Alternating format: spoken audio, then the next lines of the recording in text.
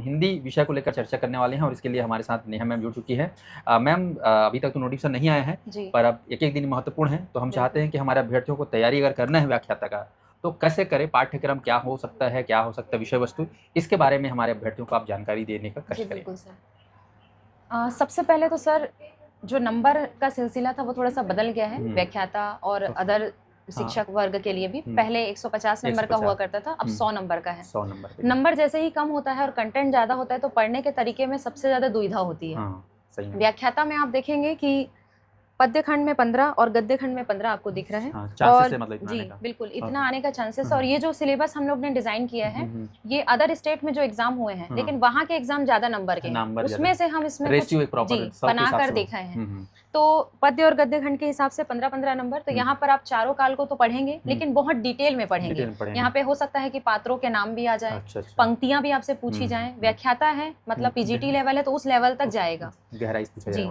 और हिंदी भाषा का क्रमिक विकास यहाँ पूरा ओवरऑल देखेंगे तो 15 नंबर का सिर्फ यही दिया है। मतलब उसमें हिंदी किस तरीके से उसका विकास कैसे आगे बढ़ा, कैसे विकास हुआ, संवैधानिक रूप उसका क्या है, उसकी लिपि क्या है, उसका दर्जा क्या है, सब चीज इसमें पढ़ना पड़ेगा। फिर व्यवहारिक व्याकरण की बात करें तो यहाँ पे 15 नंबर में थोड़ा सा इसको सिमटा दिया है। जबकि व्यवहारिक व्याकरण के अंतर्गत काव्य शास्त्र भी आता है।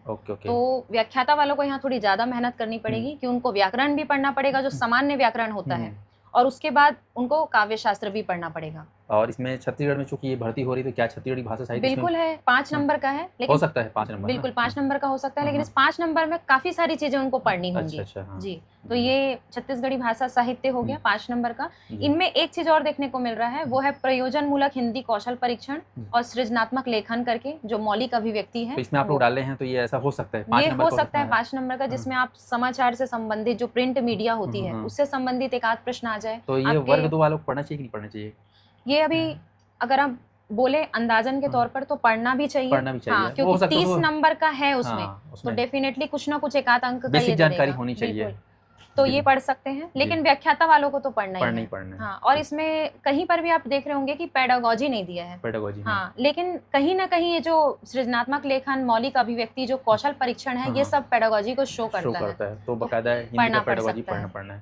बाकी बाल विकास है, सीडीपी तो है। तो सीडीपी में भी आप अंतर देखेंगे। जो सीडीपी है यहाँ पे आप देखेंगे 15 नंबर का है सीडीपी, यानी लेवल थोड़ा सा हाई है सीडीपी का। वहाँ पे जैसे 10 का हम देख रहे थे, आप जी, जाएंगे तो यहाँ 15 हो सकता है। तो कुल मिलाकर सीडीपी में भी जो क्वेश्चन के तरीके हैं पढ़ने का, एक आध चैप्टर है वो वर्ग 2 से बिल्कुल अलग रहेगा। हाँ बिल्कुल, वर्ग 1 का अलग ही पहले भी। बचे जो 5-5 नंबर है अंग्रेजी, कंप्यूटर और जीएस, वो आप बोल सकते हैं कि सामान्य तौर पर पढ़ा जा सकता है। लेकिन आप जो इतने बड़े नंबर हैं आपके पास जो 85 नंबर का, वो आपको मेहनत करना ही पड़ेगा व्याख्याता वाले।